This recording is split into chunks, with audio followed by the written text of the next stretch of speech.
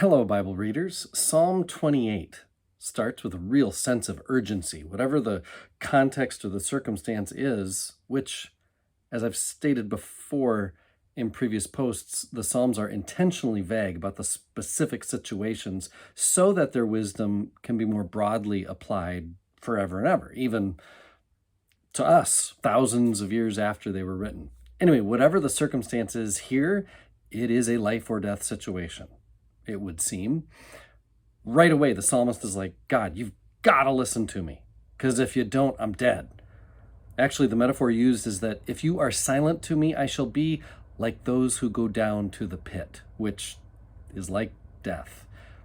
I've said a few things about the pit before, but what's interesting to me here in Psalm 28 is how the pit is so opposite of the rock. In verse 1, the psalmist says, "To you, O Lord, I call my rock." My Brueggemann and Bellinger commentary says that a pit would be like a narrow cistern dug into the ground where the psalmist would be or could be lowered and isolated in the muck of a cramped hole. I've kind of always thought of a World War II foxhole for the pit, or maybe even more than that, like a deep bomb crater from the Civil War or World War I that just collects all the nasty of a battlefield and is damp and scary. And like this commentary underlines about the whole concept of the pit, it is a place where one is alone, which is also very opposite to a rock. A rock typically stands above the surface of the ground. It is solid, it is dry, it is a place of strength and power. You build on rock. You feel safe, you feel secure. The pit is similar in the Hebrew imagination to this concept of Sheol, the realm of the dead, a place of no return, certainly where God is not. So hear me, God, the stakes are as high as they can possibly get. If this prayer is heard, rock it is for me, but if not, it's gonna be the pit for me. So that contrast dominates the first couple verses, and then we, in the next few verses, hear a contrast between the psalmist and the psalmist's enemies. Mainly a contrast in the kind of work they each do. And I do think this is helpful to us too, this really diving into the contrast they make in the work, so that we might have a better sense of how the Psalms view righteousness and faithfulness versus wickedness and evil. The psalmist calls them workers of evil.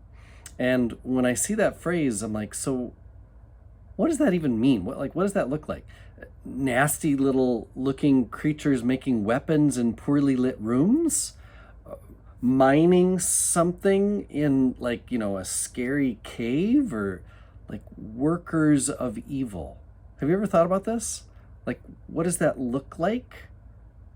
Well, it's not maybe as sinister as some movies or books might want to make it look like. Well, the next verse or two actually say more about what this might look like. Those who speak with their neighbors while mischief is in their hearts. I mean, that's far more realistic, almost scarier in some ways than like a dark cave or something. So these are people who say one thing while plotting something else. They practice what is false. They are hypocrites. Their words and actions do not line up with their inner lives. I love what Brueggemann says about this. The enemies are obsessed with the wicked work of their hands, and so do not attend to God or the covenant community.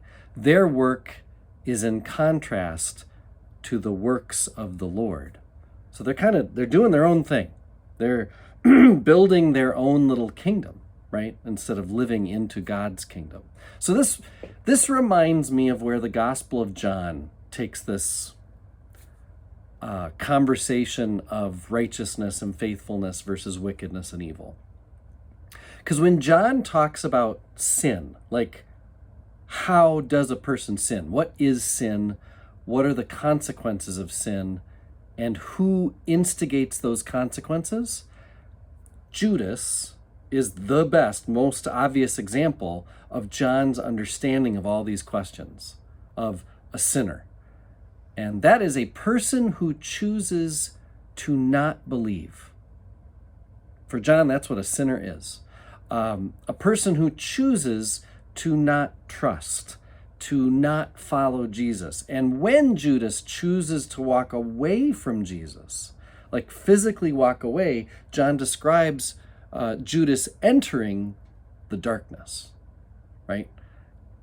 So as John might say, the Judas, like with John's understanding of the Old Testament, John might say something like that Judas is choosing the pit over the rock, right? And what the psalmist is saying in Psalm 28 is, God, make sure that when these hypocrites, these Judas types, do their works of evil, make sure they reap the fruits of rejecting you, of rejecting your ways, your goodness.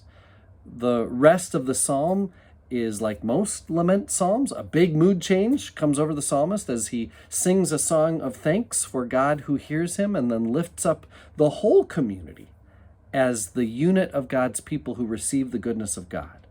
Which, that's an interesting way to end it. Instead of being like I, there's a sense of the community. The worshiping community is who receives the goodness of God. And it is within the worshiping community that each person gets to know the protection, the strength of God the rock. I am one with my God. My God is with us, all of us at all times and in all places.